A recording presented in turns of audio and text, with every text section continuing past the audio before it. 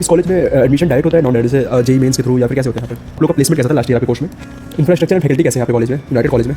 Hello and welcome back to our channel. तो आप भाई अभी हम लोग आए हैं यूनाइटेड कॉलेज में एंड यहाँ का रिव्यू लेने वाले हैं कि कॉलेज कैसा है। यहाँ पे आपका बीटेक चलता है, एमबीए चलता है, बीबीए चलता है, बीसीए चलता है, काफ़ी ज़्यादा कोर्सेज चलते हैं। तो आओ चलो स्टूडेंट का रिव्यू लेते हैं एंड कॉलेज के बारे में जानते हैं कि कॉलेज एक्सप्लोर करते हैं कैसा है कॉलेज। पहले तो आप सबका थैंक यू हमारे चैनल पे आने के लिए। एंड सबसे पहले आप अपना इंट्रोडक्शन दे दीजिए, कहाँ से पास आउट वगैरह है एंड आपका 12th में क्या क्या है। I am Sakshi Singh and here I am pursuing BTech from United College of Engineering and Research, Greater Noida, and now I am in third year and I have completed my studies from CBSE board from Delhi. Firstly, and my name is Tina Sharma and I am pursuing BTech from United College. And I have completed my 10th and 12th from Greater Noida Oxford Green Public School. BTech choose करने का reason क्या था? आप लोग BTech CS से हैं मेरे हिसाब से, तो आप लोग का बीटेक सीएस चूज करने का रीज़न क्या है? बीटेक स्पेशली सीएस इसलिए मैंने चूज़ करा है क्योंकि मुझे कंप्यूटर के बारे में नॉलेज चाहिए थी। उसकी अदर जो लैंग्वेजेस होती हैं, जैसे कि मैंने सुना था पाइथन एंड मेरे पास 12th तक कंप्यूटर साइंस तो नहीं था एज ए सब्जेक्ट, बट मेरे कुछ फ्रेंड्स थे ट्यूशन में जो पाइथन वगैरह के बारे में बातें करते, तो मुझे काफ़ी इंटरेस्टिंग लगा। तो मुझे लगा अगर मैं बीटेक करती हूँ तो मुझे काफ़ी नॉलेज होगी। अब काफ़ी लोग बोलते हैं कि अगर पहले से जैसे कोडिंग लैंग्वेजेस की नॉलेज नहीं थी तो फिर किस लिए चूज़ करा। तो इसमें मुझे लगता है कि ज़रूरत तो नहीं है कि पहले से आती हो तभी चूज़ करें, इंटरेस्ट तो अपना अपना होता है। मुझे लगा कि मुझे अच्छा लगेगा कोडिंग, इसलिए मैंने कंप्यूटर साइंस चूज़ करा है एंड मुझे तो काफ़ी अच्छा भी लग रहा है करके कि मैंने कंप्यूटर साइंस चूज़ करा और मुझे काफ़ी नॉलेज हो रही है अब इन सब चीज़ों के बारे में। फर्स्ट से 10th तक एज अ सब्जेक्ट कंप्यूटर था जब हम पढ़ते थे, तो मतलब जैसे डे बाय डे देखते गए कि हाँ मतलब कंप्यूटर पढ़ते गए तो उससे क्या हुआ कि एक कंप्यूटर में इंटरेस्ट आता गया। तो ज़्यादा इंटरेस्ट आया 9th से और 9th और 10th में। तो 9th और 10th में आईपी थी, इंफॉर्मेटिक प्रैक्टिसेस, एंड तो उसमें फिर मतलब ऐसा हुआ कि हाँ जैसे कि टॉपिक था जैसे माई एसक्यूएल था, पाइथन थी, तो कि how can we solve queries of मतलब of users to write the one line code. So फिर क्या हुआ कि हाँ यार ये तो इंटरेस्टिंग है काफ़ी कि इतनी बड़ी प्रॉब्लम को हम सिर्फ एक लाइन से ऐसे क्वेरी लिख के उसे सॉल्व कर सकते हैं। तो फिर ऐसे फिर 11th और 12th में भी फिर मैंने जो ऑप्शनल सब्जेक्ट होता है उसने ऑप्शनल में भी आईपी चूज़ किया था कि मतलब जैसे जैसे देखा कि हाँ भाई मॉडर्न टेक्नोलॉजी आ रही है तो फिर चूज़ किया। फिर आगे फिर देखा कि ऐसे लैंग्वेज में भी इंटरेस्ट आता गया, जैसे पाइथन कि अगर तुम्हें मतलब कि प्रिंट कराना है 2 से 2 का टेबल प्रिंट कराना है, 3 का टेबल प्रिंट कराना है, तो तुम कैसे इसे प्रोग्राम की फॉर्म में प्रिंट करा सकते हो। तो फिर ऐसे फिर देखा कि हाँ कि लैंग्वेजेस में अलग अलग लैंग्वेजेस में हम अलग अलग कोड को रिप्रेजेंट कर सकते हैं। जैसे कि अलग अलग लैंग्वेजेस क्या हैं, जावा हो गई, फिर पाइथन है, फिर C++ है, सी भी है।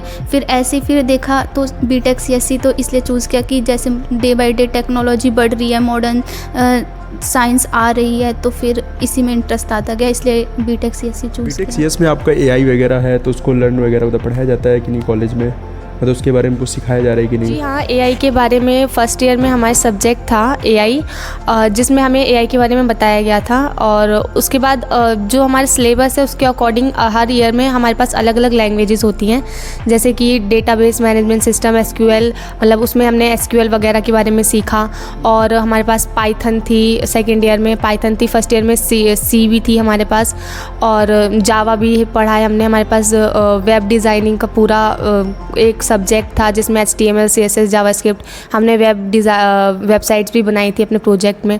तो हमें ये हर ईयर में हर सेमेस्टर में एक नई लैंग्वेजेस सिखाई जाती हैं कोर्स के अकॉर्डिंग। फर्स्ट ईयर में हमारे पास AI थी, आर्टिफिशियल इंटेलिजेंस। उसमें क्या था कि हमें सारा रोबोट के बारे में बताया गया था कि रोबोट कैसे काम करते हैं, आगे आने वाली टेक्नोलॉजी में भी कि ह्यूमंस का जो भी वर्क होगा वो कैसे कैसे कम होता चला जाएगा, और कैसे कैसे हमारे जो रोबोट हैं वो ह्यूमंस का काम ले लेंगे। कि मान लो कि अगर अभी तो ह्यूमन ड्राइव कर रहा है एक कार को, आगे आने वाली मॉडर्न टेक्नोलॉजी ऐसी हो जाएंगी कि मतलब कि एक रोबोट कार को हैंडल करेगा। तो ये सब हमें फर्स्ट ईयर में पढ़ाया गया था एआई के थ्रू। ऐसे ही और भी जैसे कि मशीन लर्निंग है, ये भी, और 1 by 1 डीप लर्निंग है। तो ऐसे ही स्टेप बाय स्टेप बढ़ते जाएंगे तो ये लर्निंग बताई जाएंगी कि जैसे कि फर्स्ट ईयर में आर्टिफिशियल इंटेलिजेंस हो गई, फिर सेकंड ईयर में पाइथन, और फर्स्ट ईयर में प्रोग्रामिंग की मतलब लैंग्वेज में बात करें तो फिर वही सी फिर C++ पाइथन। ये प्लेसमेंट कैसा था लास्ट ईयर आपके कोर्स में? जी लास्ट ईयर जो हमारे सुपर सीनियर्स थे बेसिकली, तो उनका प्लेसमेंट तो काफ़ी अच्छा था। हमने सुना था कि हमारे मतलब उनसे ज़्यादा ऐसे बहुत ज़्यादा इंटरेक्शन तो नहीं थी क्योंकि वो सुपर सीनियर्स थे, तो इसलिए हमारे सीनियर्स से हमारी इंटरेक्शन आती थी। सीनियर्स ने हमें बताया कि जो हमारे सुपर सीनियर्स थे उनमें हाईएस्ट पैकेज तो आई थिंक 15 LPA का गया था, उन्होंने 15 LPA तक का। कंपनी के बारे में तो इतनी नॉलेज नहीं है मुझे, बट हाँ उनके पूरे बैच का प्लेसमेंट काफ़ी अच्छा हुआ था, ये हमें पता चला था, फैकल्टी से भी पता चला था, और जो हमारे सीनियर्स हैं उन्होंने भी बताया था कि हाँ उस बैच का अब प्लेसमेंट काफ़ी अच्छा गया। और हमारे जो सीनियर्स हैं उनकी भी प्लेसमेंट अभी चल रही है। कुछ कंपनीज़ आई हैं जिसमें कि कुछ बच्चों का इंटरव्यू वगैरह हुआ है, और अभी आगे भी आएंगी कुछ कंपनीज़। प्लेसमेंट का यही सेम था कि प्लेसमेंट का मतलब 15 LPA गया, और कंपनी ये थी कि जैसे कि TCS हो गई, HCL हो गई, ये थी इन्फोसिस वगैरह। और ये जो मतलब कि हमारे सीनियर्स वगैरह थे इन्होंने मतलब हैकेथॉन वगैरह भी मतलब ऐसे ऑर्गेनाइज़ किए थे, ताकि मतलब इससे क्या होता है कि जब कंपनियाँ आती हैं तो थोड़ा सा वो बढ़ता है अपना कि लेवल की, और मतलब जल्दी वो होते हैं कि सेलेक्ट हो पाते हैं इस कारण। तो इसलिए ये था कि 15 LPA भी इसी मतलब कि अच्छी कंपनियां भी तभी आती हैं ताकि अब अगर बच्चा भी स्किल्ड हो, ऐसे तो कंपनी तो आती है अगर बच्चा स्किल्ड हो, और कंपनी आती है कॉलेज में। आपके कॉलेज को कॉम्पिटिटर कॉलेज कौन सा है ग्रेटर नोएडा में? जैसा कि ग्रेटर नोएडा में तो काफ़ी सारे कॉलेजेस हैं, बट जो अभी फ़िलहाल सबसे ज़्यादा कंपटीशन में है, मतलब कॉम्पिटिटर कॉलेज है, वो JL बजाज ही कंसिडर किया जाता है, क्योंकि JL बजाज में भी काफ़ी अच्छी प्लेसमेंट्स होती हैं और वहाँ का भी एजुकेशन सिस्टम काफ़ी अच्छा है। तो JL बजाज हो गया, गलगोटिया भी काफ़ी हद तक है। तो कंपटीशन तो यही है कॉलेज का कि JL बजाज है और यही गलगोटिया कॉलेज में कौन सा कोर्सेज वगैरह है? बीटेक है, बीटेक में CSC है, और B फार्मा है, D फार्मा है, एंड फिर उधर MBA है, BBA है, BJMC है, और हाँ ये उधर वो IPU में आ जाते हैं, तो उधर हम लोग का ज़्यादा जाना नहीं होता, बट ये 3-4 कोर्सेज उधर भी हैं, और इधर B फार्मा, और इस बिल्डिंग में इधर B फार्मा और BTech का है। तो ये कैंपस B फार्मा BTech का है, और उधर साइड जो कैंपस है हमारा दूसरा वो उधर IP बिल्डिंग से है, तो उधर हमारा BJMC, MBA, BBA यही सब चलता है। इंफ्रास्ट्रक्चर एंड फैकल्टी कैसे हैं आपके कॉलेज में, यूनाइटेड कॉलेज में? यूनाइटेड कॉलेज में इंफ्रास्ट्रक्चर तो जैसा कि काफ़ी अच्छा है, हमारे कॉलेज का काफ़ी बड़ा कैंपस है, एंड फैकल्टी हमारी बहुत हेल्पिंग है। मतलब जब हम स्कूल में थे तो हम ये सुनते थे, जो भी हमारे सिबलिंग्स बड़े भाई बहन कॉलेजेस में थे, कि इतनी ज़्यादा हेल्पफुल फैकल्टी नहीं मिलती है कि वो जैसे बच्चों को पर्सनली एडवाइस करे या ऐसे कुछ, लेकिन हमारे कॉलेज की फैकल्टी ऐसे है कि वो पर्सनली एडवाइस करते हैं। बहुत कॉलेजेस में तो टीचर्स को सारे बच्चों के नाम तक नहीं पता होते, लेकिन हमारे कॉलेज में एक बच्चे को पर्सनली सब जानते हैं, और सारी फैकल्टी अच्छे से एडवाइस भी करती है। अगर आपको कोई पर्सनल एडवाइस भी चाहिए, जैसे कि प्लेसमेंट के लिए क्या कैसे करें, कहाँ पे हमें क्वेश्चंस वगैरह सॉल्व करने चाहिए, कोडिंग से रिलेटेड हर चीज़ में हेल्प मिलती है फैकल्टी की तरफ से। तो मेरे ख्याल से तो यहाँ का इंफ्रास्ट्रक्चर प्लस फैकल्टी बहुत अच्छा है। इंफ्रास्ट्रक्चर तो आप भी देख सकते हो कि काफ़ी अच्छा ही है, कैंपस काफ़ी बड़ा है। और बात करें अगर फैकल्टी की, तो फैकल्टी जैसे कि साक्षी ने बताया, फैकल्टी काफ़ी अच्छी है, हेल्पिंग है काफ़ी। और यही कि जब हम स्कूल टाइम में पढ़ते थे तो ये बोलते थे कि अभी जितना इंटरेक्शन टीचर्स के साथ तुम लोगों का है उतना कॉलेज में नहीं होता है। टीचर्स बस आते हैं, ब्लैक बोर्ड पर लिखते हैं और चले जाते हैं। अब तुम नोट्स बनाओ मत बनाओ वो तुम्हारी मर्ज़ी है, पेपर के टाइम पे खुद पढ़ना। तो जब हम कॉलेज में आए, एडमिशन हुआ तब देखा कि मतलब टीचर्स का काफ़ी अच्छा इंटरेक्शन है बच्चों के साथ, और कहीं अगर डाउट भी आ रहे हैं तो बच्चे पूछ रहे हैं और टीचर्स हर बच्चों के डाउट्स 1 बाय 1 क्लियर भी करते हैं। ऐसा नहीं है कि हाँ बस पढ़ाया और चले गए, बाकी कुछ बच्चे के साथ इंटरेक्शन, और बच्चे भी खूब अच्छे से टीचर्स के साथ इंटरेक्ट होते थे। जहाँ भी डाउट आते हैं वो पूछते हैं और टीचर्स भी बताते हैं। और ऐसा नहीं कि स्टडी से रिलेटेड ही हर चीज़ से कि आगे आप बीटेक में क्या मतलब कितना स्कोप है, क्या क्या कर सकते हो, हर चीज़ से रिलेटेड चाहे वो टेक्निकल हो या नॉन टेक्निकल हो, हर चीज़ से कि ये करो, ये नहीं करो। तो फैकल्टी तो काफ़ी अच्छी रही है, काफ़ी हेल्पिंग रही है। एडमिशन डायरेक्ट होता है नॉन डायरेक्ट, जैसे जेई मेंस के थ्रू या फिर कैसे होता है यहाँ पे? वैसे तो काउंसलिंग प्रोसेस होता है यहाँ पे, जेई मेंस के थ्रू भी काउंसलिंग होती है, और दूसरा एक AKTU का अपना एक एग्ज़ाम होता है, उसमें भी उसके थ्रू भी आप यहाँ पे काउंसलिंग करा सकते हैं। और अगर काउंसलिंग वाली जो स्टूडेंट्स होते हैं उनसे हमारी सीट बीटेक की फुल हो जाती है, मतलब जो भी कोर्स है आपका। और अगर बचती है काउंसलिंग ख़त्म हो जाता है काउंसलिंग प्रोसेस, तो उसके बाद तब डायरेक्ट एडमिशन आप करवा सकते हो अगर सीट्स हैं हमारे पास तो। और मेरा तो काउंसलिंग था, मैंने जेई मेंस का एग्ज़ाम दिया था तो उसके थ्रू मैंने काउंसलिंग करवाई थी। 65 परसेंटाइल के अक्रॉस थी, एंड बस यही था, इसी पे काउंसलिंग करवाई थी। मेरा तो डायरेक्ट ही एडमिशन हुआ है, और डायरेक्ट 12th के बाद ये तक कि मेरे इसमें 1-2 फ्रेंड्स और भी हैं इस कॉलेजेस में। तो जब हम स्कूल टाइम में थे, तो जब स्कूल हमारा पास आउट हो गया, तो फिर उसके बाद हमने जब कॉलेज सर्च करना स्टार्ट किया, तो फिर हमने पाया कि मतलब कि यूनाइटेड भी मतलब एक अच्छा कॉलेज है बीटेक के लिए और CSE ब्रांच में। तो फिर यही चूज़ किया, और फिर इंफ्रास्ट्रक्चर वगैरह देखा, और फिर कैंपस वगैरह सब और कंपनी वगैरह देखी कि क्या है, क्या सीन है, तो सब अच्छा लगा, तो एडमिशन ले लिया इसे। अटेंडेंस के लिए कॉलेज स्ट्रिक्ट है या नहीं, मतलब 75% इज मैंडेटरी? अटेंडेंस के लिए तो मैंडेटरी है ही, 75% कंपलसरी है, क्योंकि अगर नहीं होते हर सेशनल में भी हमारे अटेंडेंस देखा जाता है कि आपकी अटेंडेंस 75% हर सेशनल के टाइम तक हो रही है कि नहीं हो रही है। जिसकी नहीं होती है उन्हें डिटेन कर दिया जाता है, वो सेशनल एग्ज़ाम नहीं दे पाते। जो बच्चे अटेंडेंस क्राइटेरिया फुलफ़िल कर पाते हैं वही सेशनल एग्ज़ाम्स दे सकते हैं, और सेशनल एग्ज़ाम्स तो इंटरनल के लिए बहुत ज़रूरी होते हैं, तो ऑब्वियसली स्ट्रिक्ट है अटेंडेंस के लिए। हम लोग खुद डेली आते हैं क्योंकि हमें हर सेशनल एग्ज़ाम देना होता है, और बाय गॉड्स ग्रेस आज तक तो ऐप से किसी भी सेशनल एग्ज़ाम में डिटेन नहीं हुए हैं, और उम्मीद है आगे भी नहीं होंगे। तो अटेंडेंस तो चाहिए, 75% इज़ कंपलसरी। अपने कॉलेज से कुछ निगेटिव एंड पॉजिटिव बातें बताइए। पॉजिटिव बातें तो बहुत सारी हैं, इंफ्रास्ट्रक्चर अच्छा है, फैकल्टी अच्छी है, और है सब कुछ हेल्पफुल है, और साथ ही साथ फ्रेंड्स वगैरह भी सब बहुत अच्छे हेल्पफुल मिल गए हैं। नेगेटिव पॉइंट ये हो सकता है कि मेरे लिए तो ये है कि मैं दिल्ली से आती हूँ, तो मुझे थोड़ा दूर पड़ता है, और ख़ास तौर पे ये गर्मियों के सीज़न में, समर सीज़न में तो ज़्यादा दिक्कत हो जाती है। तो कनेक्टिविटी अच्छा है?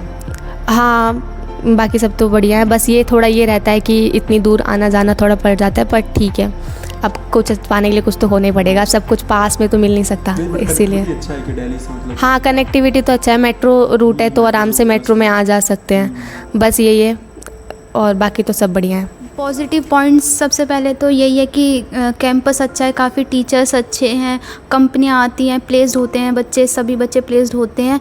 और अगर नेगेटिव पॉइंट की बात करें तो नेगेटिव पॉइंट ये हो जाएगा कि अगर यही कॉलेज हमारा दिल्ली साइड होता तो शायद इसकी ज़्यादा थोड़ी और पॉपुलैरिटी होती, और बच्चों को और अपॉर्चुनिटी मिलती कॉलेज में, इस वाले कॉलेज की वो सब ग्रैब करने की, चाहे वो कैंपस से रिलेटेड हो, ऐसे टीचर्स से रिलेटेड इंटरेक्शन हो।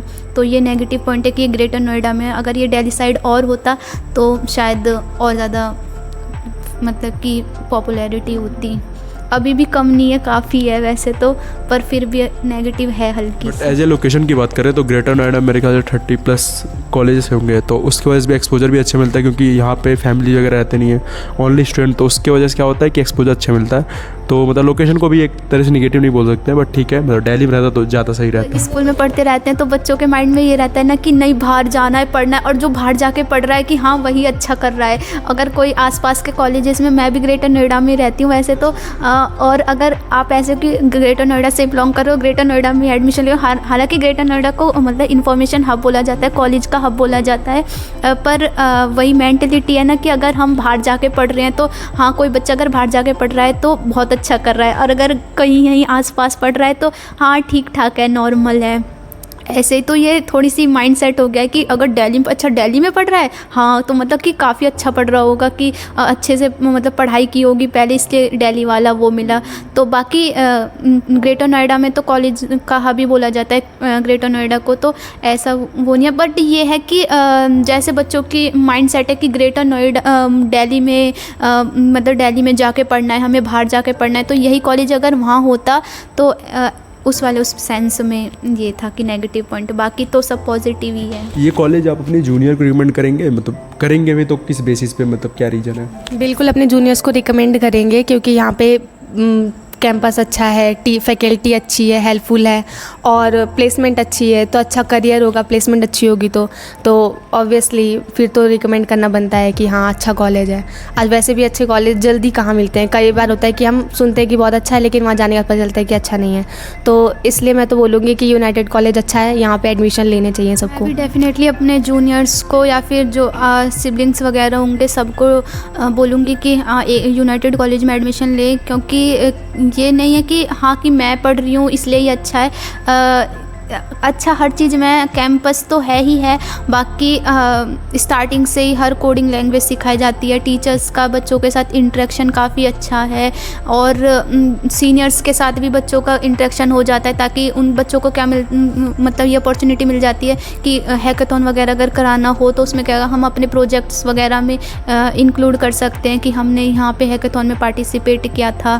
तो हर मतलब कि लैंग्वेज हर उसमें ईयर्स में चेंज होती रहती है और बच्चे अपने अपने जिसमें जिसको इंटरेस्ट है उसमें आगे बढ़ता है और करता है, और प्लेसमेंट काफ़ी अच्छी है अगर बच्चा स्किल्ड है ही। आप लोग का फ्यूचर प्लान क्या है, मतलब बीटेक के बाद जॉब करना है या फिर अभी स्टडी कंटिन्यू करना है, एमटेक वगैरह का? अब मुझे तो अभी फ़िलहाल जॉब चाहिए बीटेक के बाद, क्योंकि मैंने तो सोचा था कि बीटेक करके फिर जॉब करनी है, उसके आगे देखेंगे अगर फर्दर का स्टडीज़ कंटिन्यू करनी हुई तो जॉब के बाद देखेंगे, अगर करनी हुई तो आगे एमटेक या पीएचडी कुछ कर लेंगे, लेकिन फ़िलहाल तो बीटेक के बाद प्लेसमेंट चाहिए। अभी जैसे कि मेरा वेब डेवलपमेंट में ज़्यादा इंटरेस्ट आ रहा है, तो मैं चाहूँगी कि आगे मैं पहले वेब डेवलपमेंट की सारी देखूँ कि क्या क्या मतलब कि जॉब लेके कि कैसे कैसे सारा काम होता है, कंपनियों में कैसे कैसे सब चीज़ कराई जाती हैं। तो यही कि डीएसए वगैरह सब